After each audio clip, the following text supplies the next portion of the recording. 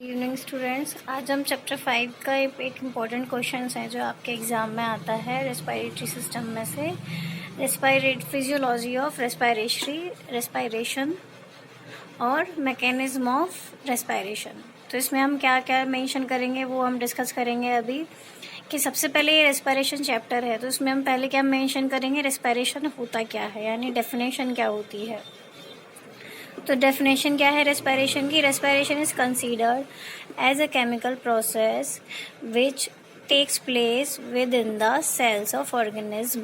Respiration क्या है? एक ऐसा केमिकल प्रोसेस है जो कहाँ पे होता है? सेल्स के अंदर होता है। जो किसके अंदर होती है? सेल्स, ऑर्गेनिज्म के अंदर।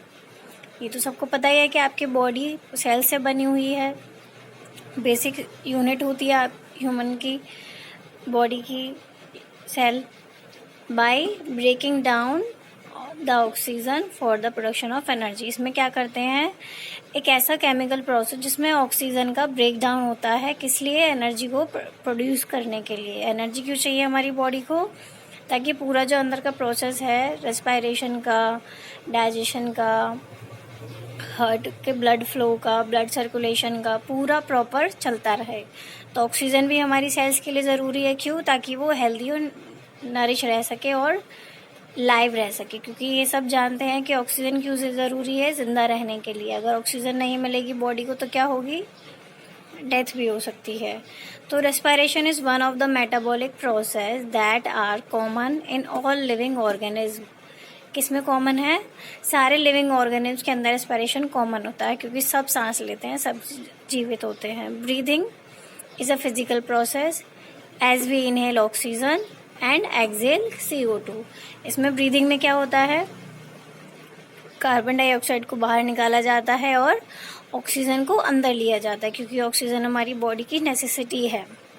The exchange of gas is necessary for respiration. किस लिए? रेस्पिरेशन के लिए हमारी ऑक्सीजन का एक्सचेंज, कार्बन डाइऑक्साइड जो भी एक्सचेंज हो रही है अंदर और बाहर, वो ज़रूरी है। किस लिए? जिंदा रहने के लिए। रेस्पिरेशन नहीं होगा तो जिंदा भी नहीं रह पाएंगे, हमारी बॉडी डेड हो जाएगी। ठीक है, अब हम इसके कुछ प्रोसेस हैं स्टेप बाय स्टेप डिस्कस करेंगे और क्या क्या हमें इस क्वेश्चन में मेंशन करना है। नेक्स्ट आप इसमें क्या करोगे, पूरा ये डायग्राम बनाओगे किसका? रेस्पिरेटरी सिस्टम का। इसके सब लेबलिंग करनी है। ये लेफ्ट लंग है, राइट लंग है, ब्रोंकियल ट्यूब्यूल है, ब्रोंकाई है, एल्वियोलाई है, ट्रैकिया है, ये नोज़ है, माउथ है। तो ये पूरी लेबलिंग के साथ आप रेस्पिरेटरी सिस्टम नीचे हेडिंग डाल के डायग्राम मेंशन करेंगे इस क्वेश्चन में। उसके बाद आप सारे ये प्रोसेस जो हैं वो 1 बाय 1 डिस्कस करेंगे। 1 बाय 1 कैसे करेंगे? पहले तो ये सारे पॉइंट्स लिखेंगे पाँचों। उसके बाद फर्स्ट हेडिंग डाल के आप लिखेंगे इसके अंदर कि ब्रीदिंग और पल्मोनरी वेंटिलेशन होता क्या है। ब्रीदिंग क्या होती है? नॉर्मल प्रोसेस है जिसमें हम क्या करते हैं, सांस अंदर और सांस बाहर छोड़ते हैं। यानी इन और आउट का प्रोसेस है एयर का, CO2 का और ऑक्सीजन का, ब्रीदिंग, जिसे हम क्या बोलते हैं? पल्मोनरी वेंटिलेशन भी बोल सकते हैं। एक्सटर्नल रेस्पिरेशन क्या होता है? एक्सटर्नल मतलब जो बॉडी एनवायरनमेंट के साथ कर रही है। एक्सटर्नल रेस्पिरेशन वो है जिसमें बॉडी एनवायरनमेंट के साथ ऑक्सीजन और CO2 का प्रोसेस कर रही है, मतलब अंदर और बाहर लेने का। ठीक है, तो एक्सटर्नल रेस्पिरेशन वो है जिसमें आपकी बॉडी इन कर रही है ऑक्सीजन और आउट कर रही है CO2 एंड रेस्पॉन्ड कर रही है एक्सटर्नल एनवायरनमेंट के साथ। ठीक है, नेक्स्ट है आपका transport of oxygen to the tissue. इसमें क्या होता है कि जब आप सांस अंदर ले लेते हो, यहाँ से जब आप सांस अंदर ले लेते हो तो ऑक्सीजन यहाँ से एल्वियोलाई के थ्रू ट्रांसपोर्ट होती है टिश्यूज़ के पास। ये पूरे टिश्यूज़ होते हैं आपके यहाँ पे। ठीक है, तो ये टिश्यूज़ क्या करते हैं? एल्वियोलाई से ऑक्सीजन को टिश्यूज़ तक पहुँचाते हैं, बाकी के जो पूरे शरीर में होंगे। जैसे हार्ट की तरफ जा रहा है तो आपकी जो यहाँ पे ब्लड सेल्स होंगी तो आपकी ऑक्सीजन एल्वियोलाई के थ्रू ब्लड सेल्स में एंटर कर जाएंगी, फिर वो सर्कुलेट कर जाएगा थ्रू कार्डियोवैस्कुलर सिस्टम।